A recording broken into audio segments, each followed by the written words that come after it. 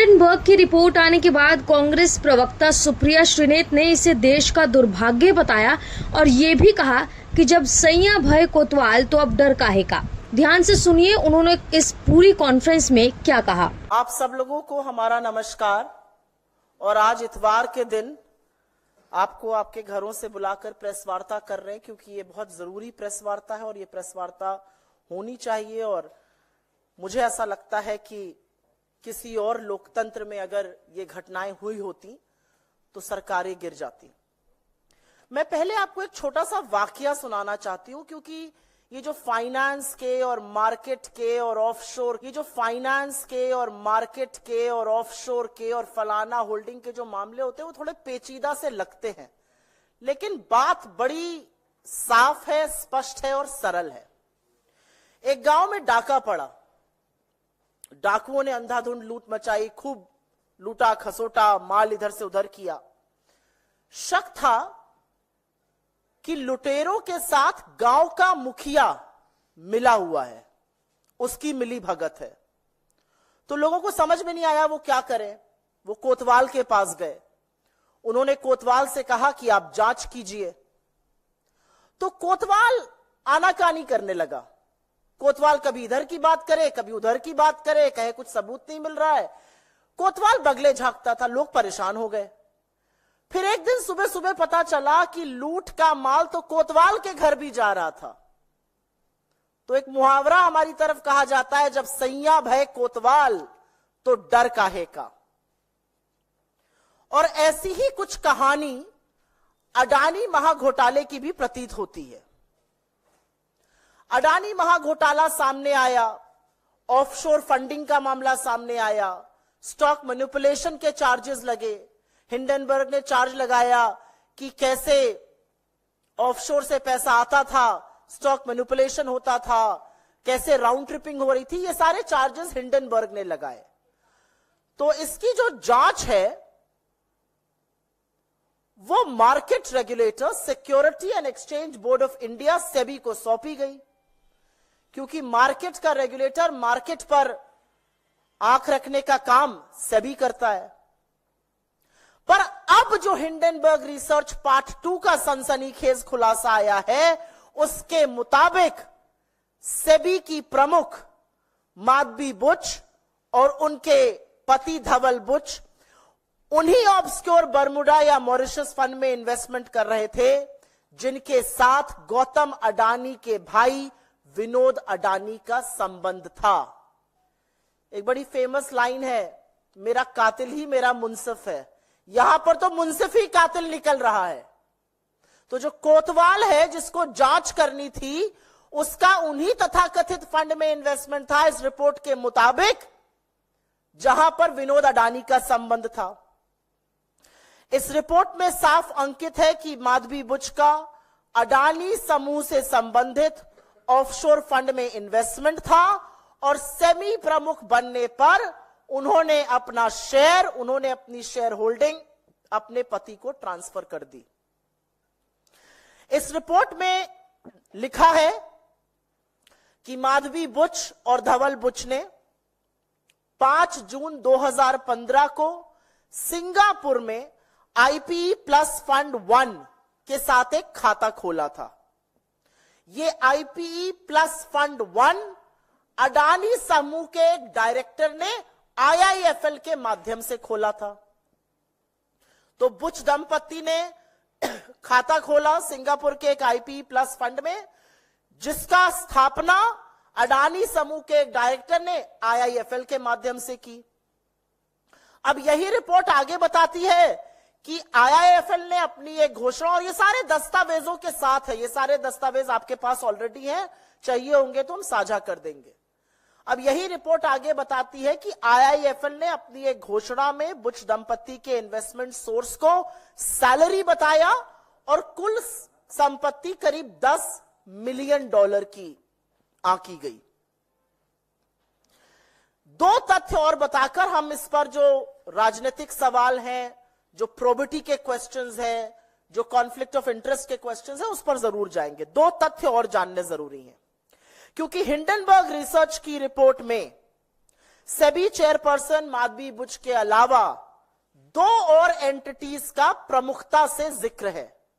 एक है अगोरा और दूसरा ब्लैकस्टोन।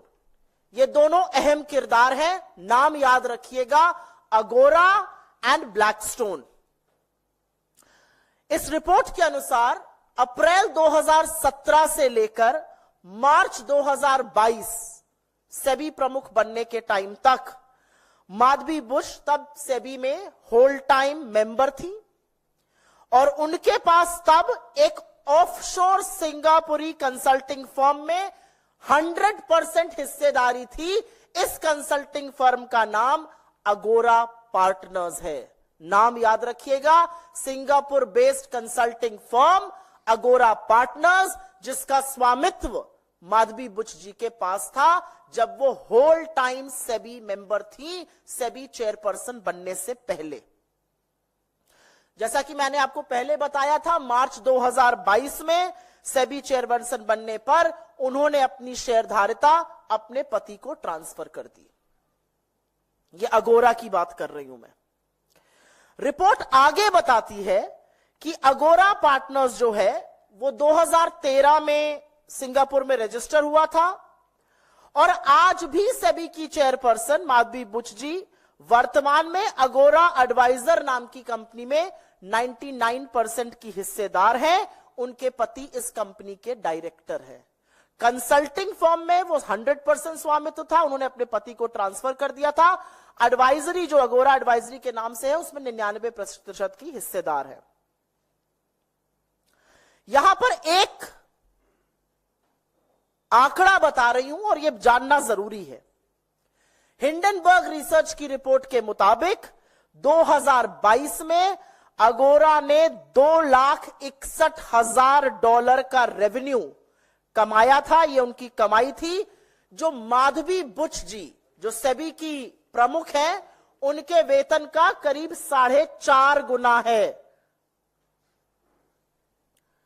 अगोरा की बात हो गई। अगोरा एक कंसल्टिंग फर्म था, वो कंसल्टिंग का बिजनेस करते हैं, उसमें माधवीपुरी बुच जी का स्वामित्व था। पति को ट्रांसफर हुआ, 4.5 गुना उनका रेवेन्यू $2,61,000 सिर्फ 2022 तक था। अब दूसरे अहम किरदार की बात कर लेते हैं और वो है ब्लैकस्टोन। एक रीट्स नाम की चीज होती है जो इन्वेस्टमेंट का प्लेटफॉर्म है। एक जैसे म्यूचुअल फंड होता है, पोर्टफोलियो मैनेजमेंट सर्विस होता है, वैसे ही एक रीट्स है, रियल एस्टेट इन्वेस्टमेंट ट्रस्ट। इसकी बहुत पैरवी आजकल सेबी करता है। माधवीपुरी बुच जी ने तो सार्वजनिक रूप से इसको अपना फेवरेट इन्वेस्टमेंट इंस्ट्रूमेंट भी बताया है, इन्वेस्टमेंट ऑफ द फ्यूचर भी बताया है। हिंडनबर्ग रिपोर्ट के मुताबिक सेबी चीफ पर उन्होंने ब्लैकस्टोन जैसी कंपनियों को रेगुलेटरी मतलब नियम कानून बनाकर फेवर देने के आरोप लगाए हैं।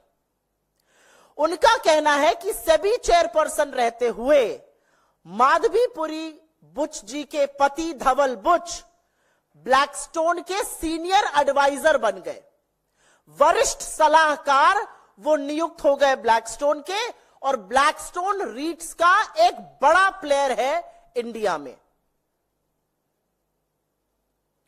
एक बात यह भी बता दूं कि इनके पति इससे पहले रियल एस्टेट में कभी इन्वॉल्व नहीं थे, कैपिटल मार्केट्स में उनका इन्वॉल्वमेंट बहुत सीमित था। हिंडनबर्ग का आरोप है कि रेगुलेटरी बदलाव, नियम कानून ऐसे बदले गए जिससे कि सारा का सारा फायदा रीट्स को हो रहा था, और रीट्स में सबसे बड़ा प्लेयर ब्लैकस्टोन था, और ब्लैकस्टोन में माधवी बुच जी के पति धवल बुच जी सीनियर सलाहकार वरिष्ठ एडवाइजर थे। जैसा कि मैंने कहा, वो रीट्स की बहुत बड़ी पक्षधर है। एक कॉन्फ्रेंस में उन्होंने रीट्स को फ्यूचर का फेवरेट प्रोडक्ट बताया था। निवेशकों को कहा था इस फ्यूचर के फेवरेट प्रोडक्ट को आप देखिए, ये बहुत कारगर है। हिंडनबर्ग का आरोप है कि क्या माधवीपुरी बुच जी ने ये सब कहते हुए ये जिक्र किया था कि उनके पति ब्लैकस्टोन से संबंधित है, जो रीट्स का सबसे बड़ा खिलाड़ी है। और एक बात आपकी जानकारी के लिए बता दूं, 2 दिन पहले जब सरसरी तौर पर यह चर्चा हो रही थी कि हिंडनबर्ग रिसर्च की एक और खुलासे वाली रिपोर्ट आने वाली है। ब्लैकस्टोन ने एक बड़ा कदम उठाया। उन्होंने नेक्सस सिलेक्ट ट्रस्ट में 33 करोड़ यूनिट 4,550 करोड़ में बेच दिए। आपदा से पहले ही यहां फायदा बनाया जा रहा था। सवाल यह भी उठेगा। तो अब एक स्वतः सवाल उठता है कि क्या अडानी महाघोटाले की जांच इसलिए नहीं हो रही थी क्योंकि जिसको जांच करनी थी इस रिपोर्ट के अनुसार, इस रिपोर्ट के मुताबिक वो कहीं ना कहीं उसमें संलग्न थी। उच्चतम न्यायालय बार बार निवेश की जानकारी मांगता था। सेबी बार बार इधर उधर बगले झांकता था। सेबी ने तो यह तक कह दिया था we have drawn a blank, हमें कुछ मिल ही नहीं रहा है। ये मिनिमम लेवल पर, at the absolute minimum level, ये पारदर्शिता के तार तार करता है। And at the absolute maximum level ये संभवतः सबसे बड़ी क्रिमिनल कंस्पिरेसी है। एक महाघोटाले की जांच करने वाले संलग्न, और खैर उनकी नियुक्ति करने वालों की अभी हम बात करते हैं। एक बात और साफ है कि इस पूरे खुलासे ने सेबी चीफ, इस देश की सरकार और इस देश के प्रधानमंत्री नरेंद्र मोदी की इंटेग्रिटी को तार तार करके रख दिया है। उनकी कोई इंटेग्रिटी नहीं बची है। उनकी साख, उनकी प्रतिष्ठा, उनकी कर्तव्यनिष्ठा पर जबरदस्त सवाल है। वो कटघरे के घेरे में आज खड़े हुए हैं और यह पूरा समझ में आता है कि परम मित्र को बचाने के लिए बड़ी साजिश रची गई है। यहां दाल में काला नहीं है, यहां पूरी की पूरी दाल ही काली है। और इससे पहले की बीजेपी, और वो कर रही है, नाम अडानी का आ रहा है, नाम सेबी का आ रहा है, नाम माधवी बुच का आ रहा है, नाम ब्लैकस्टोन का आ रहा है।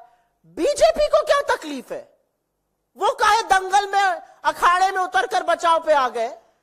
ये कौन सा तिनका है? क्योंकि दाढ़ी में तिनका तो है और उसका खुलासा भी हम करेंगे। तो इससे पहले कि बीजेपी कहे कि हिंडनबर्ग रिसर्च जो है वो देश विरोधी है, वो अंतर्राष्ट्रीय साजिश रच रही है देश के खिलाफ, यहां पर बताना जरूरी है कि लोकतंत्र में सरकार को जवाबदेह बनाने के लिए, ईमानदार बनाने के लिए और सुनिश्चित करने के लिए कि देश के कानून का पालन हो, इसके लिए विपक्ष प्रतिबद्ध है। पिछले 10 सालों में इस देश के कानून अप्रत्याशित तरीके से देश के दलितों पर, आदिवासियों पर, पिछड़ों पर, माइनॉरिटीज पर, ऑपोजिशन पर लगे हैं, लेकिन धन्ना सेठों पर, रसूख वाले लोगों पर, सत्ताधीशों पर इन कानून का कोई इंपैक्ट नहीं है, कोई इफेक्ट नहीं है। और इसलिए कुछ बहुत जरूरी सवाल है। सवाल सबसे पहले सेबी चीफ माधवी बुच जी से है। पहला सवाल यह है कि क्या आपने 2015 में ग्लोबल डेवलपमेंट अपॉर्चुनिटी फंड का हिस्सा बनकर IPE प्लस फंड 1 में निवेश किया था, जो गौतम अडानी के भाई विनोद अडानी से भी संबंधित है? दूसरा सवाल, जब आप सेबी की पूर्णकालिक सदस्य थी तो क्या आपने IPE प्लस में अपने निवेश को, अपनी शेयर होल्डिंग को सेबी के सामने उसका खुलासा किया था, उसका डिस्क्लोजर किया था या नहीं किया था? क्या आप यह बता पाएंगी कि अडानी एंटरप्राइजेज और उनके पूर्व निर्देशक Anil Ahuja IPE plus fund से किस तरह से संबंधित थे? उन्होंने IIFL के साथ इस फंड की स्थापना कैसे की थी? क्या आप यह बता पाएंगी कि जब आप सेबी की पूर्णकालिक निदेशक थीं तो क्या आपने सिंगापुर में एगोरा पार्टनर्स या भारत में एगोरा पार्टनर्स में हिस्सेदारी, शेयर आपके थे या नहीं थे? क्या आपने इसका डिस्क्लोजर सेबी को किया था? क्या आपने इस शेयर होल्डिंग के माध्यम से पैसा कमाया है? क्या आपकी रेवेन्यू स्ट्रीम आई है? किन संस्थाओं ने इस कंसल्टिंग फर्म एगोरा को बिजनेस दिया, क्या आप ये बता सकती हैं? क्योंकि एक वक्त में आपके पास पूरा पूरा इसका स्वामित्व था रिपोर्ट के अनुसार। क्या आपने 2022 में एगोरा में अपना स्वामित्व, अपनी शेयर होल्डिंग अपने पति को ट्रांसफर की थी, जैसा कि यह रिपोर्ट कह रही है? वो कौन सी संस्थाएं हैं जो आज भी एगोरा को कंसल्टिंग फर्म, कंसल्टिंग का बिजनेस दे रही हैं? वो भारत की कौन सी कंपनीज हैं? क्योंकि सेबी चीफ रहते हुए यह डिस्क्लोजर करना भी जरूरी है। क्या आपने सेबी को सूचित किया था कि आपके पति ब्लैकस्टोन से अब संबंधित है, जो रीट्स में एक बहुत बड़ा खिलाड़ी है? आपने या सेबी के किसी समूह ने या सेबी की किसी मीटिंग ने ब्लैकस्टोन से अकेले, अडानी ग्रुप से अकेले या किसी ऐसी कंपनीज के साथ मीटिंग की है जिनका ब्लैकस्टोन और अडानी से लेना देना है? सुप्रीम कोर्ट को सेबी ने कहा हमारे हाथ कुछ नहीं लगा, वी ड्रू अ ब्लैंक। क्या आपने कोर्ट द्वारा स्थापित समिति और इस देश के सर्वोच्च कोर्ट को यह बताया था कि जिन फंडों की जांच आपको सौंपी गई है उनमें से कुछ तथाकथित तौर पर इस रिपोर्ट के मुताबिक वो फंड थे जिनमें आपकी हिस्सेदारी, आपकी शेयर होल्डिंग थी? क्या आपने इसका खुलासा सुप्रीम कोर्ट गठित समिति या खुद सुप्रीम कोर्ट के सामने किया था?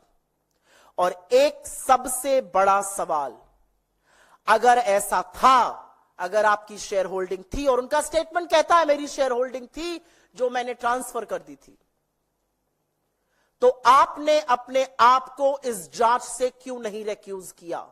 Seizures wife has to be above suspicion. आप कैसे उन फंड की जांच करती रही, अगर करती रही, जिनमें आपका कभी निवेश था, आपके पति उसे संलग्न है? यह कैसे हो सकता है?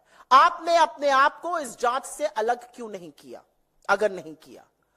और क्या इतने गंभीर आरोपों से घिरे रहने के बाद आप सेबी के पद पर, सेबी के सर्वोच्च पद पर, इस देश की शेयर मार्केट की रेगुलेटर बनी रह सकती है, या आपको तत्काल प्रभाव से बर्खास्त कर देना चाहिए? यह सवाल सेबी चीफ से है। लेकिन अब सवाल सरकार से है। क्या प्रधानमंत्री नरेंद्र मोदी के संरक्षण के बगैर ये जो तथाकथित मिलीभगत है अडानी और सेबी की, ये हो सकती थी? इस सवाल का जवाब सरकार को देना पड़ेगा। क्या सरकार के सामने ये तथ्य थे कि आपकी सेबी चीफ, जिसको आपने सेबी चीफ अपॉइंट किया है, जिस समूह की वो जांच कर रही है, उस समूह में तथाकथित तौर पर उसके इन्वेस्टमेंट्स थे? क्या यह बिना नरेंद्र मोदी की जानकारी के, बिना उनके संरक्षण के संभव है? क्या नरेंद्र मोदी अपनी मार्केट रेगुलेटर के इतने बड़े घपलाबाजी में संलग्न आरोप पर अब अपनी चुप्पी बरकरार रख सकते हैं, या उनको बोलना चाहिए? क्या जो सरकार लगातार अडानी समूह पर लगे आरोपों पर पर्दा डाल रही थी, और अब जब पता चल रहा है कि जांचकर्ता भी संभवतः इसमें संलग्न है, क्या वो इस घोटाले की निष्पक्ष जांच कर सकते हैं? सत्ता के गलियारों में पिछले कुछ सालों से, 10 सालों से फुसफुसाहट थी, और अब वो हुंकार है। और फुसफुसाहट ये थी कि सरकारी अफसरों, रेगुलेटर्स, संभवतः न्यायपालिका के चयन में, नियुक्ति में गौतम अडानी का बढ़ता हुआ भयंकर वर्चस्व है। तो सवाल यह है कि क्या गौतम अडानी की भूमिका थी माधवी बुच जी को सेबी चीफ अपॉइंट कराने की? आखिर पिछले 10 सालों में अडानी जी इतने शक्तिशाली कैसे हो गए? सवाल यह है कि शेयर मार्केट के रेगुलेटर ने अपनी विश्वसनीयता खो दी है, तो अब छोटे छोटे इन्वेस्टर की सुरक्षा कौन करेगा?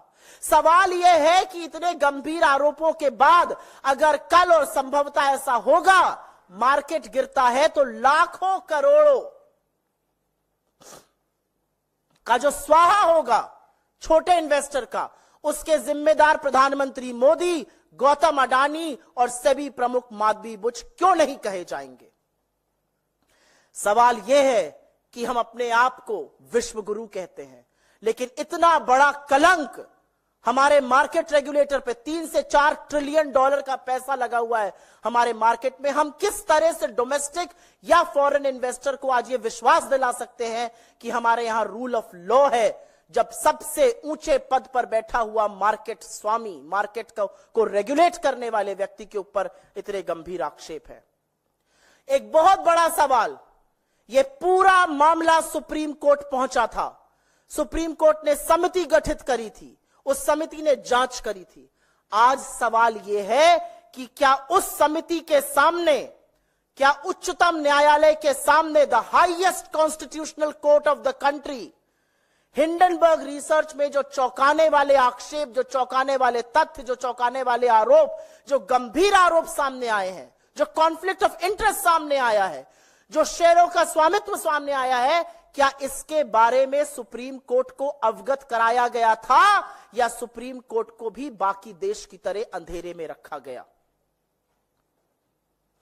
असलियत यह है कि यह हमारे संस्थानों की विश्वसनीयता पर बहुत बड़ा सवाल उठाता है, और असलियत यह भी है कि इतने गंभीर आक्षेप लगने के बाद हम उच्चतम न्यायालय से, the highest court in the country, the highest constitutional court in the country से अपील करते हैं कि वो स्वतः संज्ञान लें, इस मामले की जांच करें, क्योंकि ये भारत की फाइनेंशियल व्यवस्था पर सवाल खड़े कर रहा है। असलियत यह है कि इस महाघोटाले की जांच सिर्फ और सिर्फ जेपीसी से हो सकती है, जिसका गठन नरेंद्र मोदी करने से डरते हैं। लेकिन कब तक डरिएगा आप और कब तक बचाइएगा अडानी को? क्योंकि महाघोटाला इतना बड़ा है, उसके डंक इतनी दूर दूर तक फैले हुए हैं कि अंततोगत्वा एक ना एक दिन आप लोग पकड़े जाएंगे। लेकिन तत्काल प्रभाव से सेबी चीफ को उनके पद से हटाना पड़ेगा, अन्यथा सरकार की विश्वसनीयता, मार्केट की विश्वसनीयता, मार्केट रेगुलेटर की विश्वसनीयता पर बहुत बड़ा सवाल है। और सबसे बड़ा कहर छोटे छोटे जो निवेशक हैं वो उन पर बरपेगा जब इसका नेगेटिव प्रभाव हमारे मार्केट पे पड़ेगा। आई थिंक मैंने मोटे तौर पर हिंदी में जो बोलना था बोल दिया है, बट मैं अंग्रेजी में सिर्फ 2 मिनट में थोड़ी सी बातें कहना चाहती हूं। There are absolutely serious allegations that have been raised in the Hindenburg Research report on the role of the market regulator, on the shareholding of Madhvi Buch and her husband, on how allegedly she was investing in funds which were connected, offshore funds which were connected to Gautam Adani's brother Vinod Adani. There is an entire series of events that the Hindenburg Research outlines. One Agora consulting firm has come to fore, how she owned that firm, that got a lot of business in India, how she, when she became a SEBI chief, she transferred the ownership to her husband. Blackstone, where her husband is a senior advisor, it's a big player in REITs. She talks about REITs. So the conflict of interest from her investment in offshore funds, according to the report, her consulting firm Agora, according to the report Blackstone, the conflict of interest is so huge and so glaring that nobody can turn a blind eye anymore. And which is why questions will be raised on should Madhvi Puri Buch continue as India's market regulator. In one stroke, this research report completely undermines the credibility of the regulator. It tears to pieces the integrity of India's Prime Minister. It tears to pieces how Caesar's wife should be above suspicion. There are various questions that we have of India's regulator. There are also various questions that we have of the government. Did she invest in the IPE Plus Fund 1 in 2015, a fund that was connected to Vinod Adani? When did she cease to have a stake there? When did she transfer her stake to her husband? When she was a whole-time director in SEBI, did she make the disclosures about the funds that she was holding? Did she make the disclosures about Agora Consulting? Who are the companies that continue to give business to Agora Consulting? Which entities continue to give business even now? Has she disclosed to SEBI that her husband is a part of Blackstone as senior advisor? Blackstone, which is a big player in the REITs space. REITs is something that she has personally espoused. Has she had direct meetings with Adani or Blackstone or companies associated with them? And before telling the Supreme Court that we drew a blank, did SEBI tell the Supreme Court that funds that the SEBI was probing, some of them allegedly had the SEBI chief herself and her husband as investors? Was this disclosed to the Supreme Court or not? Questions will also be raised of the government. Could this have happened? Could this collusion between the SEBI chief and Gautam Adani's group have happened without the knowledge, without the patronage of India's Prime Minister, as the report raises? As the report questions, what is the Prime Minister now going to say about the role of the SEBI chief? Can this government possibly probe the Adani mega scandal? Has Gautam Adani played a crucial role in the appointment of SEBI chief Madhvi Buch? Corridors of power. There are murmurs in the corridor of power that he has disproportionate say as far as appointment of officers, competent authorities, and even judicial positions is concerned. The reality is that India's stock market regulator has lost all credibility. And tomorrow, if and when the markets fall, who is going to be responsible for the erosion of capital as far as India's small investors are concerned? Who is going to ring fence the small investors? And why should Madhvi Buch, Gautam Adani, and Narendra Modi not be held accountable when market erosion happens, market capital erosion happens? We call ourselves the Vishwa Guru. Is this the rule of law that we can assure foreign and domestic investors with? And last but not the least, the Supreme Court was probing this matter. Was the Supreme Court made aware of the possible conflict of interest of the alleged shareholding that the SEBI chief had before the SEBI told the Supreme Court we draw a blank? And which is why from this platform we appeal to the highest constitutional court in the country to take suo motu cognizance and probe this matter independently. This government has no face, no wherewithal, no credibility, no integrity to probe the Adani scam at all. And after the Hindenburg research report's accusations and allegations, the SEBI has been found wanting too. And under no circumstances, with these glaring allegations, can Madhvi Buch continue in her position for a single more moment than now. Caesar's wife has to be above suspicion. This is about the credibility of our markets. $3 to $4 trillion money is invested there. One cannot